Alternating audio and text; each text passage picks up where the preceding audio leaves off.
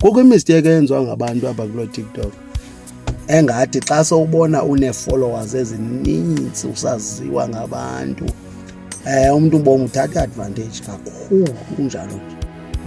Uzibona sowucelwa nje nezinye izinto nje, ubona uba umntu ube nokwazi ukuzenzela le nto ngokwakhe, avuka apha phantsi ayeke uba livili, ayeke uba litshitshi. Hayi bethunana, andinamali nam, andiphiwa nguTikTok nesent, andiphiwa zii-followers zam nesent, andiceli nesent. Ndiphakama apha phantsi yoma phaa esitratweni ndithengise nama-apile, kwanto engathi iyathengise, ndithengise zi-crickets, kwanto engathi iyakwazi uthengiseka ebantwini.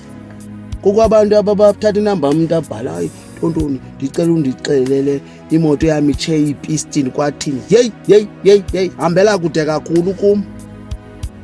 Yabona ezi izinto mna ndingeva mna kuthiwa ugulelwa ngumntana, nalapho ndimbone lo mntana buyagula, ndikwazi ukunceda, hayi uzandixelela ngeemoto neentoni.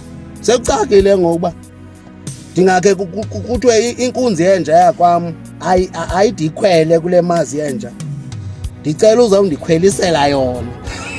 Hayi abantu zazini into zodlala, zazini into zodlala. Nangemina eyiwalamba endicelana nemali ebantwini, andiceli imali emntwini, ndiyazizamela mna.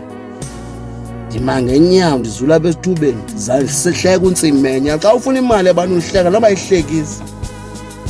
Tyhini abantu banjani nakanti?